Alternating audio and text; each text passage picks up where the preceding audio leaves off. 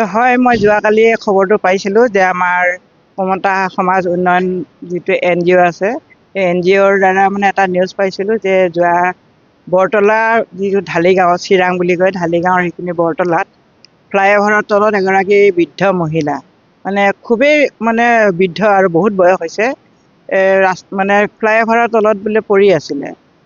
তেখেতসকলে কেনেকৈ কোনোবাই খবৰ পালে গৈ আমাৰ NGOৰ ফালৰ পৰা তেওঁক মানে আনি আমাৰ বঙাইগাঁও চিভিল হস্পিটেলত এডমিট কৰাইছে। আৰু যোৱাকালি মোৰ নিজে শাৰীৰিক অসুস্থ আছিলোঁ, তাৰ কাৰণে মই আহিব নোৱাৰিলোঁ। আজি আহি মই চালোঁ মহিলাগৰাকীক। তেখেত তাৰমানে কথা নকয়, বেছি কথা তেখেতৰ নামো নকয়, ঘৰ ক'ত বা কোন আছে সেইবিলাক একো নকয়। কিবা এটা নিশ্চয় তেওঁৰ মানে ভিতৰত কিবা এটা আঘাত পাইছে, যাৰ কাৰণে তেখেতৰ কোনো কথা উলিয়াব পৰা নাই এতিয়ালৈকে। কিবা কিবি এনেই অলপ কয়, কিন্তু পাহৰি যোৱা নিচিনাকৈ কথাবিলাক কৈ থাকে, কিন্তু আচল পৰিচয়টো তেখেতৰ পোৱা নাই। আৰু আমাৰ NGOৰ ফালৰ পৰা এই ফটোটো দিয়া হৈছে মানে ফেচবুকৰ দ্বাৰা, কিন্তু কোনো এতিয়ালৈকে তেখেতৰ মানে ঘৰৰ মানুহ আহি পোৱা নাই।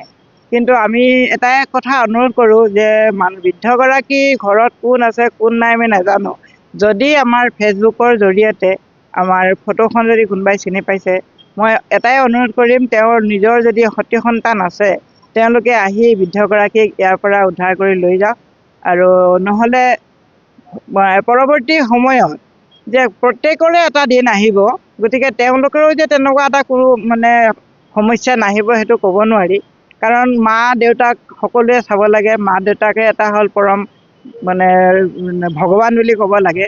গতিকে তেনেকুৱা এটা ভগৱান তুল্য মাতৃ এগৰাকীক যে তেনেকৈ মানে ফ্লাইঅভাৰৰ তলত পৰি থকা হৈছে, আৰু বোধহয় মাতৃগৰাকী খুব দুখো পাইছে, মাৰিছেও, কোনোবাই মাৰিছে। এতিয়া কোনে মাৰিছে, তেওঁৰ প্ৰথম অৱস্থাততো কৈছিলে বোলে তেওঁ নিজৰ পুতেকে মাৰিছে, কিন্তু যিহেতু তেওঁৰ কথাখিনি কোনো এটা মানে স্পষ্ট হোৱা নাই, গতিকে আমি এইটো ক'ব নোৱাৰোঁ যে পুতেকেই মাৰিছে নে কোনে মাৰিছে।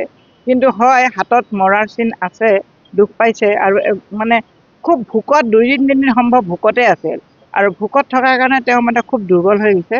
ইয়াত আহি এতিয়া 2টামান চেলাইন ল'লে, আৰু ঔষধ পাতিও খাই আছে, আৰু খাদ্যখিনিও মানে যিকোনো তাই মানে খাব পৰা ঔষধখিনি তেখেতক দিয়া হৈছে। গতিকে সেইখিনি খাদ্য খাই অলপ মানে স্বাস্থ্যটো সুস্থ হোৱা নিচিনা লাগিছে। আৰু এনেকৈ 2দিনমান থাকিলে হয়তো সুস্থ হ'ব, কিন্তু তেওঁ সুস্থ হোৱাৰ পাছত নিব ক'ত, যাব ক'ত, সেইটো এটা মানে চিন্তা হৈ আছে। গতিকে আমি এটাই ফেচবুকৰ জৰিয়তে, আমি এটাই সংবাদ মাধ্যমৰ জৰিয়তে আমি এটাই অনুৰোধ জনাইছোঁ, যদি তেওঁলোকৰ ঘৰৰ কোনোবা মানুহ আছে, নিশ্চয় এই বৃদ্ধগৰাকীক ইয়াৰ পৰা মানে চিভিল হস্পিটেল বঙাইগাঁৱৰ পৰা যাতে ঘৰলৈ লৈ যায়, আৰু তেখেতক যদি ভালদৰে শুশ্ৰূষা কৰে, নিশ্চয় মানুহগৰাকী তাৰমানে ভাল হৈ আহিব, সুস্থ হৈ আহিব। গতিকে এইখিনিয়ে মোৰ এই সংবাদ মাধ্যমৰ যোগেদি মানে অনুৰোধ জনাইলোঁ। আৰু ধন্যবাদ দিছোঁ আমাৰ কমতা সমাজ উন্নয়ন NGOটোক, যে তেখেতসকলে এই কামখিনি কৰি মানে আনি আমাৰ অন্ততঃ চিভিল হস্পিটেলত যে আনি মানে ভৰ্তি কৰিব পাৰিছে, তেখেতক শুশ্ৰূষাখিনি কৰিব পাৰিছে, এই তেখেতসকলৰ এই NGOৰ দ্বাৰাই আমাৰ এইখিনি সম্ভৱ হ'ল। গতিকে NGOত থকা ব্যক্তিখিনিকো গোটেই মানে NGOৰ বডিটোকে মই মানে ধন্যবাদ জনাইছোঁ।